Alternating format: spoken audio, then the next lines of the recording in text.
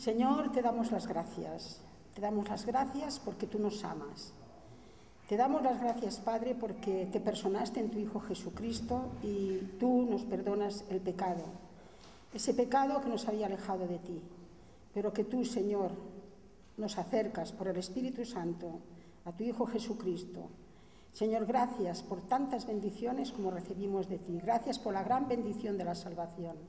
Y ahora, Señor, en esta tarde, gozosos, vamos a ponernos en tu presencia, Señor, para gustar de estos momentos de unidad, de fraternidad y de pensar, Señor, que tú tienes un mensaje para darnos a cada uno de nosotros, pero no solamente para oír, sino para vivir.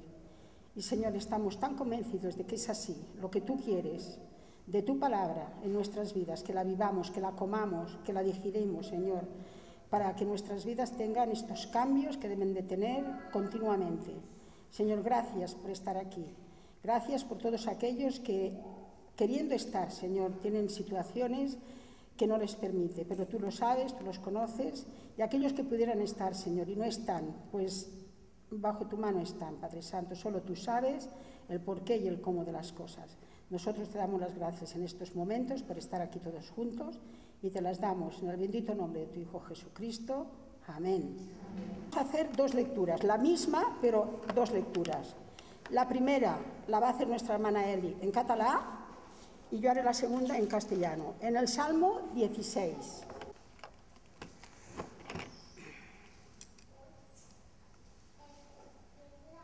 Guarda'm, Déu meu, en tu trobo refugi. Guarda'm, Déu meu, en tu trobo refugi. Jo dic al Senyor, ets el meu sobirà, ningú com tu no em fa feliç. Ells adoren els déus d'aquesta terra, divinitats que jo també estimava. Multipliquen els seus ídols, van darrere els falsos déus, però jo no els oferiré més sacrificis. Els meus llavis no pronunciaran els seus noms. Senyor, heredat meva i calça meu, tu m'has triat la possessió, la part que m'ha tocat és deliciosa, m'encisa la teva heretat. Beneït sigui el Senyor, que em dóna seny. Fins a les nits instrueix el meu cor. Sempre tinc present el Senyor, amb ell a la dreta mai no cauré. El meu cor se n'alegra i em faig festa, tot jo. Fins al meu cos reposa confiat. No abandonaràs la meva vida enmig dels morts, ni deixaràs caure a la fossa el qui t'estima. M'ensenyaràs el camí que du a la vida. Joia i festa ha d'esdir al teu davant, al teu costat, delícies per sempre. Amén. Amén. Seguimos leyendo la misma porción. Dice, guárdame, oh Dios, porque en ti he confiado. Oh alma mía, dijiste al Señor, tú eres mi Señor. No hay para mí bien fuera de ti. Para los santos que están en la tierra y para los íntegros es toda mi complacencia. Se multiplicarán los dolores de aquellos que sirven diligentes a otro Dios. No ofreceré yo sus libaciones de sangre, ni en mis labios tomaré sus nombres. Jehová es la porción de mi herencia y de mi copa. Tú sustentas mi suerte. Las cuerdas me cayeron en lugares deleitosos, y es hermosa la heredad que me ha tocado. Bendeciré a Jehová que me aconseja. Aún en las noches me enseña mi conciencia. A Jehová he puesto siempre delante de mí, porque está a mi diestra, no seré conmovido. Se alegró, por tanto, mi corazón, y se gozó mi alma. Mi carne también reposará confiadamente, porque no dejarás mi alma en el Seol, ni permitirás que tu santo vea corrupción. Me mostrarás la senda de la vida. En tu presencia hay plenitud de gozo, delicias a tu diestra para siempre. Amén. Gracias, Señor, porque estamos aquí una vez más, no como una cosa repetitiva, sino como un privilegio, porque tu palabra, Señor, siempre es nueva, cada día es nueva, y ella, Señor, nos edifica, nos guarda, nos protege, porque tú estás detrás de tu palabra, Señor. Ella nos indica realmente cómo debemos obrar y vivir en nuestra vida. Es por esto que en esta tarde, Señor, te pedimos esa bendición que José Luis necesita, que nuestro pastor va a comunicarnos lo que tú has puesto primero en su corazón, en su cabeza, en su mente, el transmitirnos que como iglesia necesitamos, Señor. Tu palabra la necesitamos siempre. Por eso te pedimos que tú lo bendigas y que tú, Señor, hagas de él este transmisor, Señor, que necesitamos para entender todo lo que tenemos que entender, Señor, porque te lo pedimos en el bendito nombre de tu Hijo Jesucristo. Amén. Amén. Amén. Gracias. Hay cosas que seguramente os han pasado a vosotros también, sobre todo ahora con el traslado que hemos tenido que mover todos los ordenadores, los de la escuela, los de la iglesia, los portátiles, ¿no? Dependemos cada vez más de cosas que hace unos años ni existían, ni sabíamos que eran tan importantes, pero cada vez dependemos más de ellas. Una de ellas es el teléfono, ¿no? El teléfono tan necesario. Ahora me doy cuenta que me he olvidado una cosa importante con relación al teléfono. El de Rubí está aquí en Barcelona, o sea que por eso no había comunicado que había, os había dicho que había un traslado, pero no os había dicho un nuevo teléfono porque tenía esperanza de que al final Telefónica cumpliera lo que había dicho y que trajera el número de Rubí aquí. Esto antes era imposible, ¿verdad? Te cambiabas de barrio en Barcelona y te cambiaban de teléfono. Pero ya ves, ahora es posible y tenemos el mismo número de siempre, tanto el fijo como el móvil, como la cuenta de correo electrónico, ¿no? Porque daba la casualidad, si dábamos de baja el teléfono, también se cancelaban nuestras cuentas de correo electrónico vinculadas a esa compañía de teléfono. O sea que habíamos intentado esto, ha salido bien, ya lo sabéis, podéis localizarnos en el fijo de siempre, en el móvil de siempre, en la cuenta de correo electrónico de siempre. Pues como os decía, estos días te das cuenta de cuánto dependemos de estas cosas.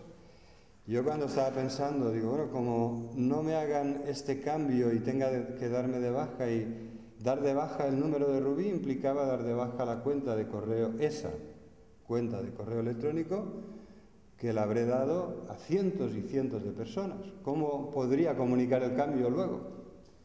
Seguro que a muchos ya no les llega la comunicación del cambio, ¿no? Y en estas cosas, esto me ha hecho pensar que muchas veces tenemos un gran potencial a nuestra disposición, como es, por ejemplo, Internet, toda la información, podríamos decir, y casi no exageramos, toda la información del mundo está en Internet. Pero ¿qué sucede si no te puedes conectar? Aunque tengas toda la información del mundo ahí, si no te puedes conectar, no te puedes tampoco beneficiar de esa información. ¿Pensáis que esto tiene un paralelo en la vida cristiana? De que hay un enorme potencial, pero que si no existe una verdadera conexión, no puedes disfrutar de ese potencial. ¿Pensáis que esto puede ser realmente algo que tiene un estrecho paralelismo con lo que somos como hijos de Dios? Que tenemos un enorme potencial, pero si no estamos bien conectados, si no estamos vinculados debidamente a la persona que nos puede dar todo ese potencial, aunque lo pudiéramos tener, no lo tenemos. Aunque está ahí, no lo disfrutamos, porque no estamos correctamente conectados con el Señor y Salvador que nos lo da todo. Creo que esto todavía, poniendo un ejemplo todavía más sencillo, todos nos gusta tener en casa las cosas básicas, como sería el frigorífico o como sería, por ejemplo, el televisor, que no es básico, pero es uno de los electrodomésticos más utilizados en la mayoría de los hogares. Si te compras un flamante televisor, de estos de ahora, ¿no? Extraplanos, que se ve de Full HD, ¿no? De altísima definición, la imagen se ve, parece que te estén tirando el balón a ti y que puedes rematar tú de cabeza cuando están jugando el partido.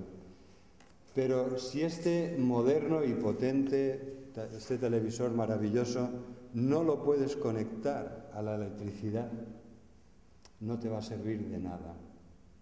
Tienes en tu casa, tienes la electricidad y tienes el televisor. El televisor funciona perfectamente, la electricidad está a tu disposición, pero si no te puedes conectar, no podrás ni poner en marcha el frigorífico, ni ver el televisor, ni ver los programas de televisión.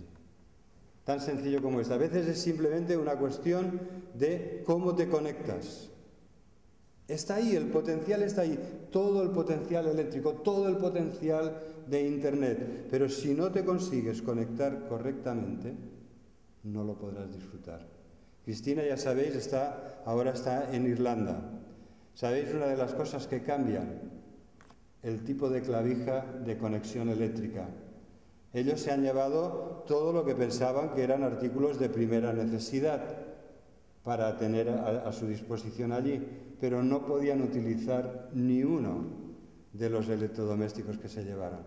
Necesitaban adaptadores para cada uno de ellos. Si no, tienes la electricidad ahí, tienes el aparato que te hace falta al lado, lo tienes en las manos y no lo puedes disfrutar, ¿no? Entonces ellos pensaban, qué bien nos hubiera ido llevarnos estas bases de varios enchufes, ¿no? Pues si no tenemos que comprar 40 adaptadores, ¿no? En cambio, de esa manera utilizas lo de aquí con un adaptador de allí solamente.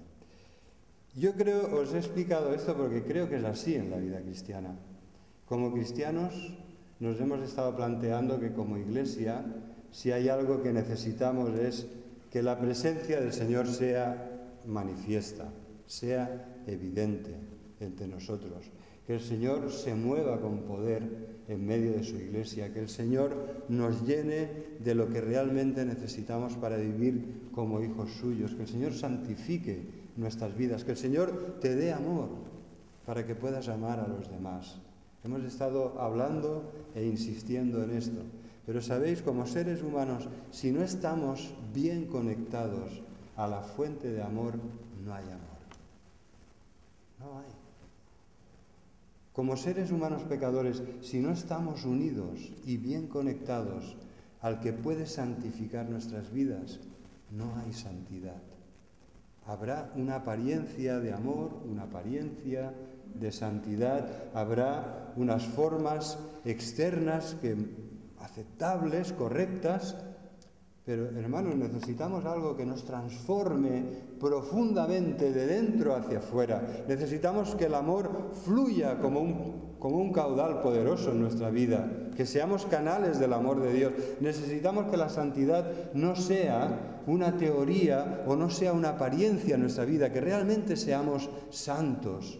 Necesitamos realmente que el reino de Dios se manifieste, porque el reino de Dios no consiste en palabras, sino en poder. Y necesitamos que el reino de Dios se manifieste en poder para salvar, para sanar, para santificar y para capacitarnos para el testimonio y para el servicio. No es una teoría, necesitamos estar bien conectados. Tiene que estar todo correcto. Nosotros como seres humanos podemos, como hijos de Dios que Él ha redimido, podemos glorificar a Dios en nuestras vidas, con nuestro amor, con nuestra santidad, con nuestro servicio para su gloria. Pero necesitamos primordialmente, de una forma sine qua non, estar bien conectados a la fuente de amor y a la fuente de santidad. Y esta es la pregunta inicial de la predicación de hoy. ¿Cómo está nuestra conexión con Dios? ¿Realmente notamos que todo fluye, que todo está bien, que todo el poder de Dios, el infinito, porque no estamos hablando de un enchufe en el que te puedes conectar al potencial eléctrico de nuestra ciudad? Estamos hablando de una unión vital, orgánica, que nos conecta al Dios Todopoderoso, que puede hacer fluir en nuestra vida todo lo que necesitamos. Pero si falla esa conexión, yo os aseguro que no es Dios el que falla, Dios está ahí. El Dios de amor y misericordia está ahí, que te ama, que te quiere ayudar, que te quiere dar todo lo que te ha prometido y es tuyo como hijo suyo o como hija suya. Entonces, ¿dónde está? ¿Cuál es el interruptor que está impidiendo que todo eso pase en nuestra vida? Sin duda, el interruptor es el pecado. El pecado nosotros corta, hace un dique entre todo el amor y el poder y la santidad de Dios e impide que se manifieste en nuestras vidas. Si no estamos bien conectados, si no estamos bien unidos, si el canal no está completamente desobturado para que todo lo que Dios quiere darnos y bendecirnos fluya poderosamente, resulta que estaremos siendo hijos de Dios, estaremos viviendo como mendigos espirituales. Estaremos realmente en una situación de privación, de necesidad, de carencia de lo básico. Y yo creo que como Iglesia, creo que es importante que lo pongamos en oración, que lo reflexionemos. Nuestra Iglesia es la suma de todos nosotros. Y queremos que realmente esta suma, que humanamente es una suma sencilla, ¿no? Somos personas, no somos una gran multitud, somos personas sencillas, pero queremos que en esta suma aparezca el elemento más importante, que es Dios, que es el Señor Jesucristo.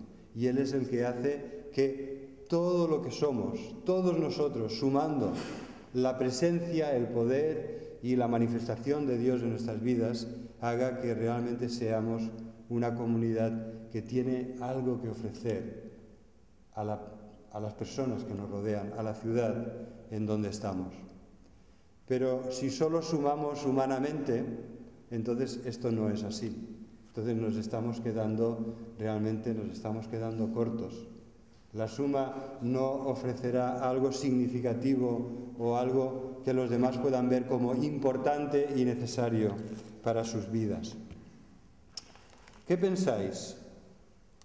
Se cuenta, la palabra de Dios es muy clara en cuanto a trazar el propósito de Dios y el objetivo de Dios para nuestra vida. La palabra de Dios nos dice que su propósito en nosotros, tal como está reflejado en Romanos capítulo 8, Romanos 8, versículo 28, nos dice que, Romanos 8, 28, sabemos que a los que aman a Dios, todas las cosas les ayudan a bien. Esto es, a los que conforme a su propósito son llamados. Porque a los que antes conoció, también los predestinó para que fuesen hechos conformes a la imagen de su Hijo, para que Él sea el primogénito entre muchos hermanos. Y a los que predestinó, a estos también llamó, y a los que llamó, a estos también justificó, y a los que justificó, a estos también glorificó. ¿Qué pues diremos a esto? Si Dios es por nosotros, a nuestro favor, ¿quién contra nosotros? El que no escatimó ni a su propio Hijo, sino que lo entregó por todos nosotros, ¿cómo no nos dará también con Él todas las cosas? Este pasaje, de una forma muy condensada, refleja el propósito de Dios para cada una de nuestras vidas. El Señor quiere hacernos conforme a la imagen de su Hijo. Jesús es el perfecto modelo del ser humano que Dios quiere. Y claro, cuando nos comparamos con Jesús nos damos cuenta de que estamos muy lejos de ser lo que Dios quiere que seamos. Pero el mensaje es muy claro. Dios nos ha amado, nos ha conocido, nos ha elegido, nos ha predestinado, y todo para hacernos conforme a la imagen de su Hijo. Y nos ha justificado y nos ha glorificado. Es decir, en el plan de Dios, que es no se puede frustrar, que no se puede detener, en este plan de Dios, desde la eternidad hasta la eternidad, Él tiene un propósito, que es que Cristo sea formado en nuestras vidas, que nosotros seamos transformados a la imagen de Jesucristo. Un pasaje que nos puede ayudar a entender esto, a entender cómo lo va a hacer el Señor, es 2 de Corintios 3. En la segunda carta a los Corintios y capítulo 3, nos dice en el versículo 16 que cuando las personas se convierten al Señor, el velo es quitado. 1 de Corintios 3, 16. Cuando se conviertan al Señor, el velo se quitará. Porque el Señor es el Espíritu, y donde está el Espíritu del Señor, allí hay libertad. Por tanto, nosotros todos, mirando a cara descubierta, como en un espejo, la gloria del Señor, somos transformados de gloria en gloria en la misma imagen, como por el Espíritu del Señor. Romanos capítulo 8 nos ha dicho cuál es el objetivo. El propósito del Señor es transformarnos a la imagen de Jesús. Y aquí nos dice cómo lo va a hacer. Somos transformados cuando miramos cara a cara la gloria del Señor, cuando estamos contemplando el amor de Dios que se ha manifestado de forma perfecta en Jesucristo muriendo por nuestros pecados en la cruz. Cuando esto es así, somos transformados en la misma imagen, y esto lo hace el Espíritu del Señor. Sabéis, el ser humano no puede conseguir esto. No puedes conseguir esto en tus propias fuerzas. Jamás lo conseguirás. Necesitas la obra todopoderosa del Espíritu de Dios en tu vida, en tu interior, en tu corazón, para transformarte de dentro hacia afuera. Y esto sucede cuando miramos la gloria del Señor en la faz de Jesucristo. Esto sucede cuando vivimos puestos los ojos en Jesús, que es el autor y el consumador de nuestra fe, quien por el gozo puesto delante sufrió la cruz, menospreciando lo oprobio, y ahora se ha sentado a la diestra de Dios y desde allí intercede por nosotros. De gloria en gloria, transformados de gloria en gloria, con un claro objetivo, y es que la imagen de Jesús sea formada en nuestras vidas, que seamos transformados para que cada vez le reflejemos mejor. ¿Qué refleja tu vida? ¿Temores? ¿Ansiedad? ¿Egoísmo? ¿Soberbia y orgullo? ¿Carnalidad del tipo que sea? ¿O refleja el amor y la santidad? ¿O exhala esa preciosa fragancia del aroma de Cristo en tu vida? ¿Qué reflejamos en nuestra vida? Nos debemos hacer esta pregunta. ¿Estamos reflejando de verdad ese precioso aroma de santidad y de amor que exhalan todos los que están vitalmente unidos a Cristo? ¿O estamos reflejando otras cosas? Cosas de este mundo. Cosas que todos los seres humanos en una medida u otra reflejan. ¿No? Porque todos podemos ser buenos amigos de nuestros amigos. Pero Jesús decía, ama a tus enemigos. Porque todos podemos devolver bien por bien. Pero el Señor nos llama, devuelve, no seas vencido por lo malo, sino devuelve bien por mal. Por esta razón os comento que es muy importante que nos lo planteemos. ¿Dónde estamos? ¿Qué necesitamos? Si el propósito de Dios es que seamos como Cristo y que reflejemos la gloria de su amor en Cristo y que nuestras vidas de santidad recuerden a todos y sean un reflejo del Dios tres veces santo, y no es así, algo falla. Y por eso os decía al principio, quizás la conexión. No estamos realmente unidos a Jesús.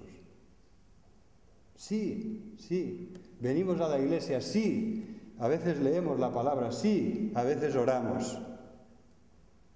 Pero creo que el Señor nos está pidiendo mucho más. El Señor nos está pidiendo que vivamos cada día de nuestra vida, cada momento de nuestra vida, unidos a Él, en comunión con Él, cerca de Él, buscándole a Él y reflejándole a Él.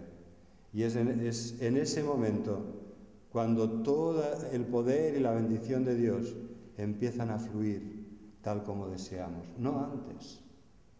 ¿No? La ley espiritual es: el Señor te lo da todo, pero sabes, también te lo pide todo. Si tú le quieres dar al Señor un poquito, pero lo quieres recibir todo, y quieres que se manifieste todo el amor, la bondad y el poder de Dios en tu vida, no es así. Esta ley espiritual nunca ha estado escrita.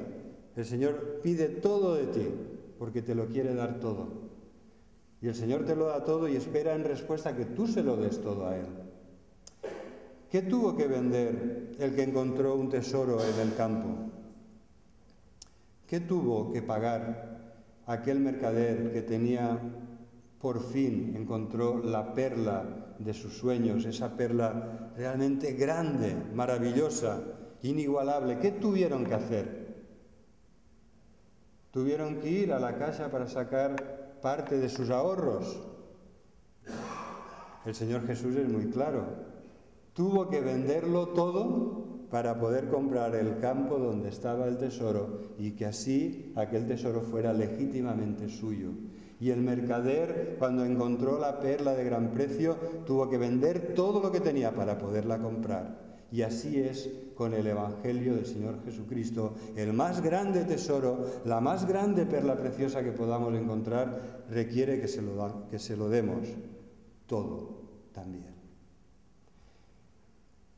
Así que debemos ser como Cristo, debemos andar como Él, debemos reflejarle en todas las áreas de nuestra vida. Y esto no es posible si no estamos bien unidos a Cristo, si nuestras conexiones no están en perfecto estado, si el canal está obturado, ¿no? Imaginaros que tiene que llegar el agua a vuestra casa, pero hay un tapón que en la llave de entrada ha bloqueado. Por más potencial de agua que haya en Barcelona, si tú tienes esa llave cerrada, por allí no entra ni una gota. Tienes toda la casa en perfecto estado, todas las instalaciones nuevas, flamantes, la ducha, lo de la cocina, el fregaplatos, pero no va a entrar ni una gota de agua. La llave principal está cerrada. No va a entrar, no va a pasar. No puedes tener lo que necesitas, no puedes utilizar ese agua que tanta falta nos hace. Y así es con el Señor y con sus bendiciones espirituales. Lo primero que nos debemos asegurar es que la llave de paso está abierta y que nosotros estamos realmente bien unidos y conectados al que es el dador de la vida. No la encontraremos en ningún otro, no vayas a buscarla en ningún otro lugar, solo Él te la puede dar. ¿Estás bien con Él? ¿Estás bien unido a Él? ¿O sigues teniendo en tu vida muchos compartimentos cerrados con llave y esa llave te la guardas tú? No se la has dado nunca al Señor. Eso es tu vida. Ese es tu problema. Esa es tu pasión secreta. Y eso no se la has dado nunca al Señor. ¡Qué bendición que queremos esperar! Cuando esto es así, ¿qué bendición podemos esperar? Si el Señor ha sido muy claro, hijo mío, dame tu corazón, porque de Él mana la vida. Dámelo todo. Cómpralo, tienes que comprar el tesoro, tienes que comprar la perla de gran precio, pero tienes que dármelo todo. El Señor requiere entrega absoluta. No hay medias tintas. Y este es el mensaje que el Señor ha puesto en mi corazón, porque estamos unidos a Él. A mí me gustaría que lo podamos ver desde una perspectiva muy sencilla, en 3 preposiciones: en Cristo, como Cristo y con Cristo.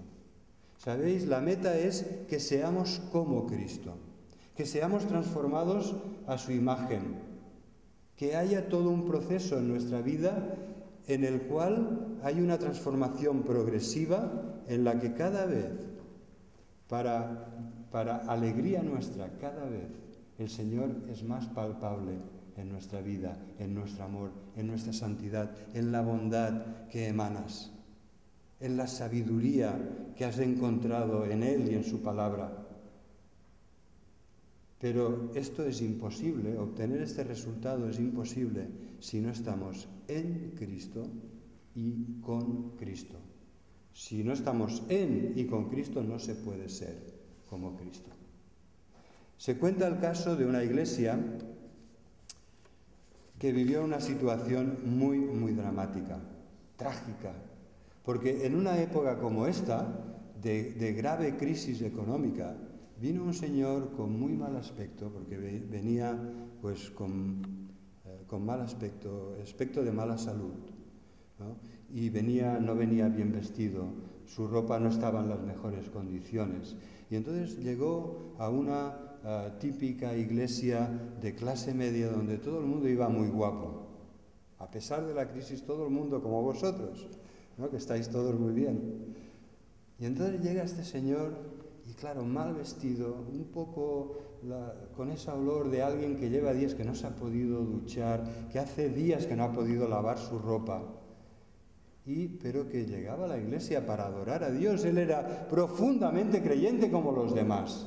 Ya sabéis aquello que dice Santiago, ¿no? Que no debemos hacer acepción de personas. Dice Santiago, ¿y qué si cuando entra el rico bien vestido, con anillos, con ese traje despampanante, lo hacéis pasar aquí en las primeras sillas? Y entonces cuando llega ese pobre mal vestido, le dice, mira, ponte aquí en un rincón, por favor. Y piensas, para que no se molesten los demás.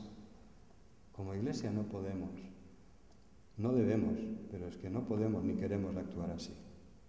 Y en esa iglesia, aquella persona pues no le dieron la importancia que merecía su situación apurada. Tenía mal aspecto del hambre que pasaba, hermanos, del hambre, de la desnutrición. Y esa persona, al salir del culto, concertó una entrevista con el pastor para que viera cómo le podía ayudar, pero no pudo llegar a esa entrevista porque se murió de necesidad. Esta es la historia, la cual el conocido escritor, seguramente algunos lo habréis leído, En los pasos de Jesús. ¿Qué haría Jesús en mi lugar? Sheldon construye su composición literaria alrededor, con el eje de esta historia tan trágica. Y eso cambia por completo la vida de aquella iglesia, que se dan cuenta que puedes ir con buena apariencia, con buena imagen, con buena conciencia, puedes ir a la iglesia, escuchar el sermón, volver a tus comodidades y hasta el domingo que viene. Pero que el Señor pide más de nosotros. Y entonces esto realmente es un golpe demoledor sobre sus tranquilizadas conciencias, que les muestra que el Señor pide mucho más, que Jesús no hubiera despedido a aquella persona solo con buenas palabras, que Jesús le hubiera ayudado, a pesar de su aspecto, a pesar de todo lo que implicaba acercarse a Él y ayudarle. Jesús no hubiera dudado y lo hubiera hecho. ¿Por qué no lo hacemos nosotros? ¿Qué haría Jesús en mi lugar? La Iglesia, a partir de aquel momento, se plantea que se van a hacer esta pregunta cada vez que se encuentren en una situación imprevista, ¿no? Cada vez que se encuentren en una situación que tienen que hacer algo, o tienen que hacer o tienen que dejar de hacer, que tienen que decir o que tienen que decir no, o que tienen que aceptar y comprometerse con algo. Preguntarse cada vez, ¿qué haría Jesús si estuviera en mi lugar? Qué buena pregunta, ¿verdad? Qué buena pregunta si nos la hiciéramos y si nos la hiciéramos en serio. ¿Qué haría Jesús en tu lugar? ¿Qué haría Jesús en mi lugar? Pero sabéis, esta pregunta no es suficiente para vivir como Jesús. Aunque te la hagas 1000 veces, no vas a poder vivir como Jesús. Porque es imposible para un ser humano pecador vivir como Jesús, que era un hombre como nosotros, pero sin pecado, lleno del amor de Dios, constantemente en comunicación con el Padre, vitalmente unido a Dios, por el que fluía todo el poder del Espíritu Santo de Dios y de su amor. Nosotros no podemos vivir como Jesús si no tenemos el Espíritu de Jesús, si no tenemos el poder de Jesús, si no tenemos la comunicación que Jesús tenía con el Padre. Por esta razón la Iglesia, créanme que es así, porque algunos llevamos ya muchos años, tú puedes multiplicar por 100 las cosas que haces en una iglesia, tú puedes multiplicar mucho, quizá tú puedes intentar dar más de sí y hacer muchas más cosas. Y si el Señor no añade su bendición, lo que estás haciendo es caer en un grado de estrés, de activismo, de una forma infructuosa.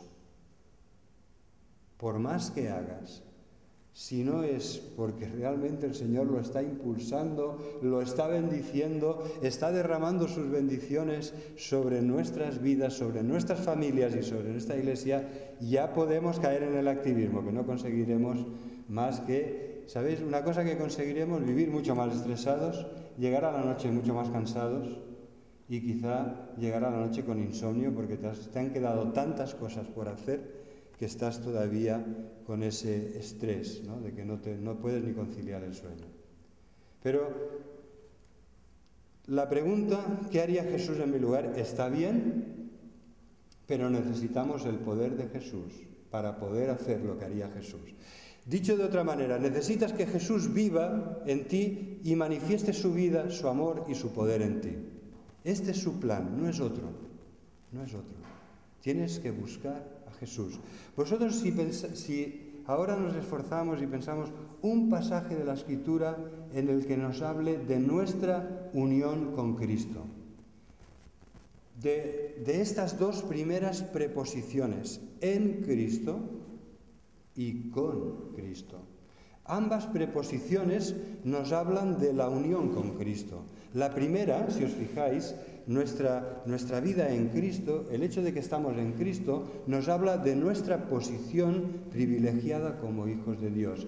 Ya no estamos muertos en nuestros delitos y pecados, sino que estamos vivos en Cristo.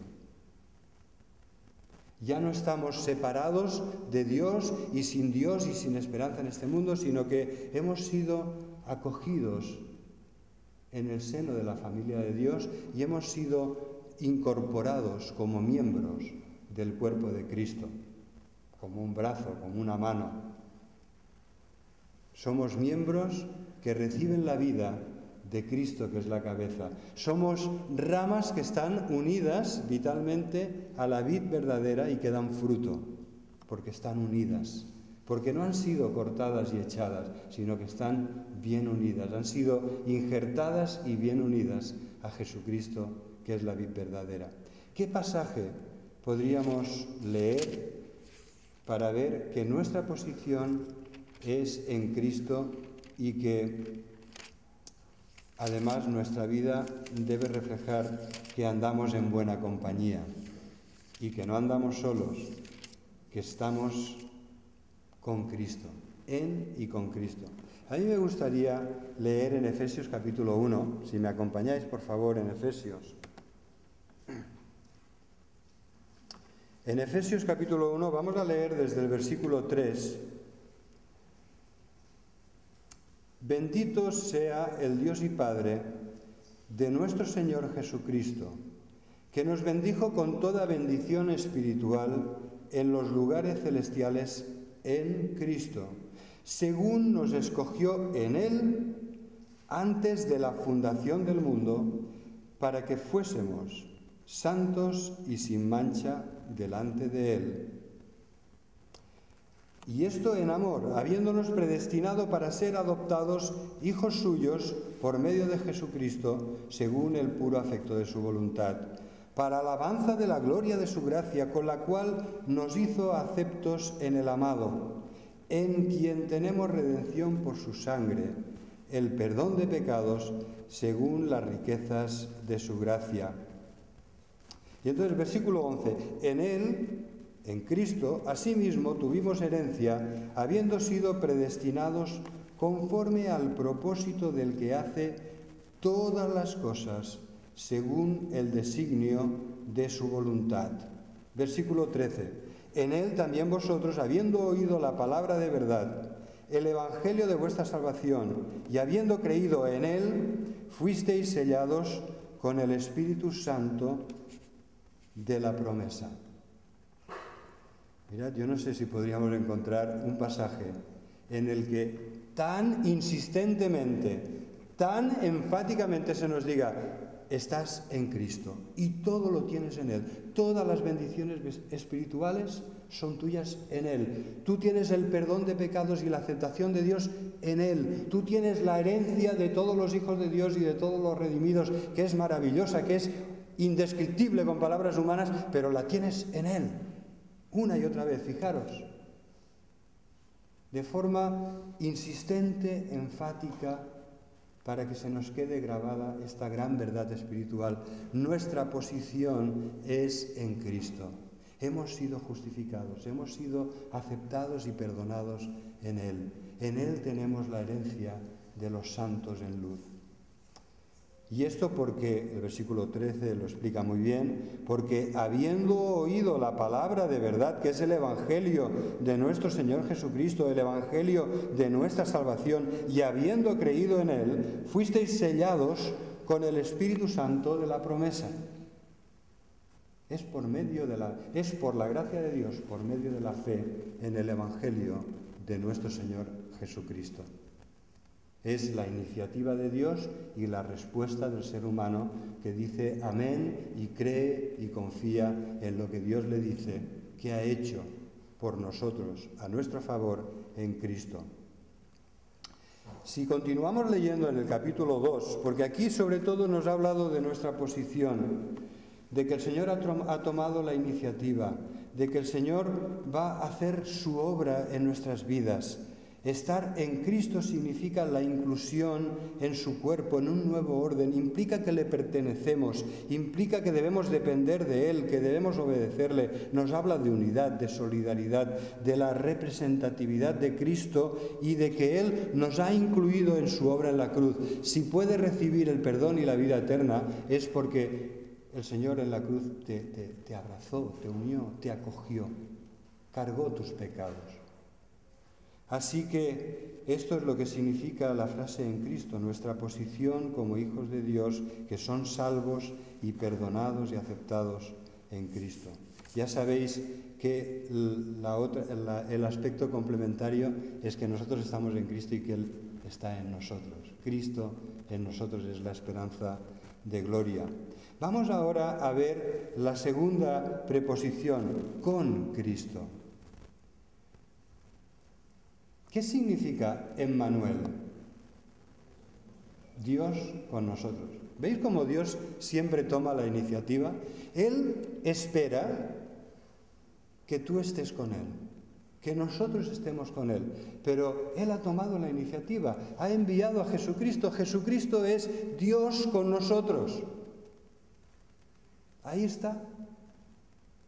Dios ha hecho todo lo necesario. Jesucristo es Dios con nosotros. Ahora Él quiere que tú, pudiendo estar pendiente de muchas otras cosas que van a desviar tu atención, que van, por supuesto, podrían llegar a absorber completamente tu vida, tu atención, tus fuerzas, tus energías, Dios quiere que tomes la opción de estar con Cristo. Puedes estar delante del televisor, puedes estar practicando tus deportes favoritos, puedes dedicarte a lo que te apasiona, pero Él espera de ti que Él sea la prioridad y que tú quieras estar con Él. Él ya ha dado a su Hijo para que esté contigo. Emmanuel, Dios con nosotros. Ahora Él quiere que digamos claramente, sin equivocarnos, sin dudas, Señor, yo quiero estar contigo. Yo quiero vivir mi vida así, cogido de tu mano, porque sé que no puedo andar sobre las aguas turbulentas de esta vida si no estoy cogido de tu mano. Me voy a hundir. Por lo tanto, yo te pido que tú, conforme a tus promesas y a tu fidelidad, nos sigas llevando a todos de la mano. Hay una cosa que me llama mucho la atención desde hace tiempo, que aparece precisamente en este pasaje que vamos a leer en Efesios capítulo 2 y en Romanos capítulo 6, pero no dará tiempo de leer este pasaje tan conocido de Romanos capítulo 6 que nos dice que hemos sido sepultados con Cristo en el bautismo, que hemos muerto con Él para resucitar juntamente con Él a novedad de vida. Lo que enseña este pasaje es que hemos sido liberados del poder del pecado. Si estamos unidos a Cristo, el pecado ya no tiene que enseñorearse de nuestra vida. Ya no tiene poder y dominio sobre nosotros, porque el Señor es la máxima autoridad y nosotros estamos unidos a Él y Él mortifica y aplaca el pecado en nuestra vida. Ese pecado que, como veíamos al principio, es el interruptor, que todo lo que Dios te quiere dar se puede quedar interrumpido, detenido, porque tú has permitido y estás flirteando, están dando besitos al pecado en tu vida. Y el Señor es muy claro en su palabra cuando nos dice que no puedes ser amigo del mundo y amigo de Dios a la vez. No puedes amar al mundo y amar a Dios a la vez. ¿Qué tienes que escoger? La enemistad, que la amistad con el mundo es enemistad contra Dios, dice la palabra de Dios. Así de claro. Tienes que escoger con quién vas y quién es tu amigo. Y no te equivoques, ya sabes quién es, el verdadero amigo que nos ama y que ha muerto por nosotros. En Efesios capítulo 2 nos dice, el primer versículo del capítulo, que Dios nos dio vida, Dios os dio vida, Él os dio vida a vosotros cuando estabais muertos en vuestros delitos y pecados, en los cuales anduvisteis en otro tiempo, siguiendo la corriente de este mundo, conforme al príncipe de la potestad del aire, el espíritu que ahora opera en los hijos de desobediencia, entre los cuales también todos nosotros vivimos en otro tiempo, en los deseos de nuestra carne, haciendo la voluntad de la carne y de los pensamientos, y éramos por naturaleza hijos de ira, lo mismo que los demás. Pero Dios, que es rico en misericordia, por su gran amor con que nos amó, aun estando nosotros muertos en pecados, nos dio vida juntamente con Cristo. Y juntamente con Él nos resucitó, y asimismo nos hizo sentar en los lugares celestiales con Cristo Jesús, para mostrar en los siglos venideros las abundantes riquezas de su gracia en su bondad para con nosotros en Cristo Jesús. Porque por gracia sois salvos por medio de la fe, y esto no es de vosotros, pues es don de Dios, no por obras, para que nadie se gloríe, porque somos hechura suya, creados en Cristo Jesús para buenas obras, las cuales Dios preparó de antemano para que anduviésemos en ellas. Aquí, en este pasaje, hay un fenómeno literario muy especial, que a veces es difícil, en las traducciones es difícil de identificar. Pero Pablo, cuando habla de lo que estamos hablando hoy, de que nuestra principal necesidad es estar vitalmente unidos a Cristo y no dejar que nada ni nadie nos separe. Cuando Pablo habla de esto, habla de algo que es tan importante para él, que se inventa 7 palabras. 7 palabras que solo aparecen aquí, en la literatura de Pablo, en sus cartas. No existían antes. Pero Pablo se da cuenta de que esto, lo que ha hecho Dios, es tan maravilloso, que podamos estar en comunión con el Dios 3 veces santo, que es un Dios de amor y misericordia, nosotros que somos pecadores. Esto es tan maravilloso que dice, le salen nuevas palabras. No encuentra en el léxico, en el amplio léxico que tenía el apóstol Pablo, no encuentra palabras que puedan reflejar lo que él quiere transmitir. Y estas 7 palabras son muy redundantes. Las construye con la preposición castellana ko, que en griego es sun, y las construye poniéndolas delante de la palabra. Lo que hace es decir, nosotros somos, con Cristo estamos juntamente crucificados. Con Cristo hemos sido juntamente sepultados. Con Cristo hemos sufrido juntamente con Él. Lo que hace es poner una palabra que nos habla de estar en Cristo y con Cristo, y de unidad. Y básicamente estas palabras nos hablan de nuestra unión en la muerte de Jesucristo al pecado y de nuestra unión en la victoria de Jesucristo sobre el pecado, sobre la muerte, sobre Satanás, sobre la carne y sobre este mundo.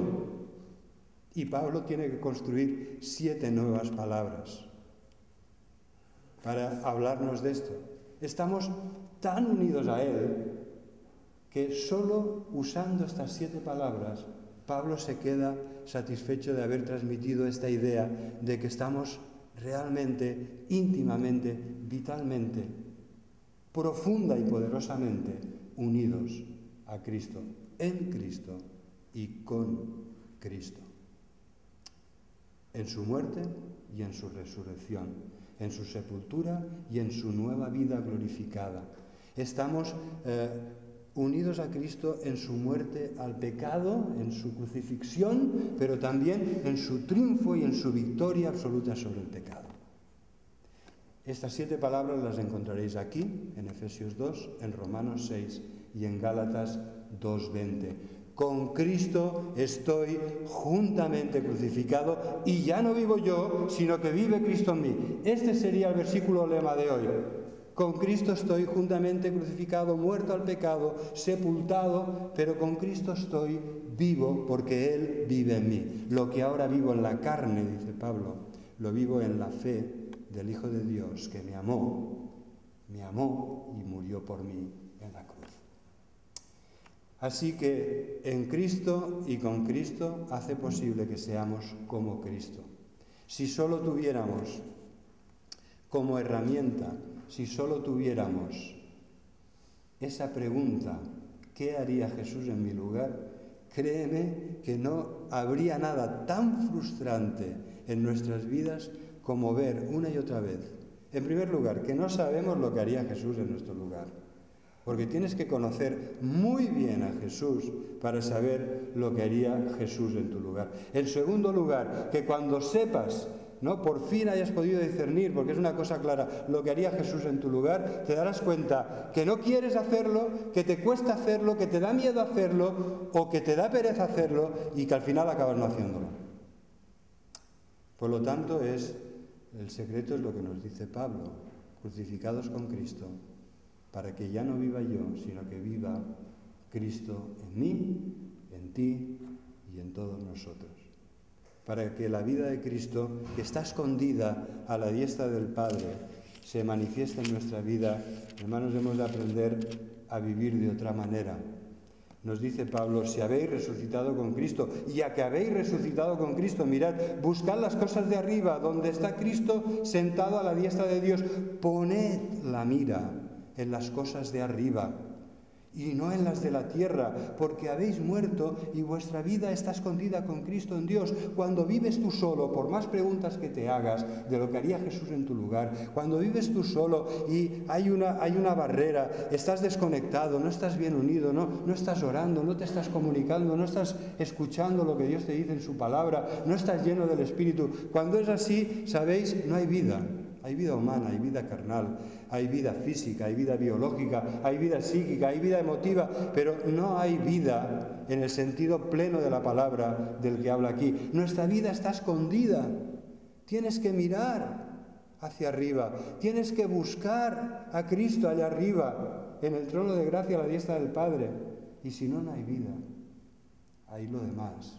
La vida que teníamos antes de conocer al Señor, una vida de una persona con convicciones cristianas, de apariencia recta, pero esa plenitud de vida, de poder, de amor, de victoria sobre el pecado, esa vida santa solo está para aquellos que miran arriba y buscan arriba donde está Cristo sentado a la diestra de Dios. Allí la tienes escondida, no te equivoques, no la busques en ningún otro lugar, porque está allí, para ti y para mí.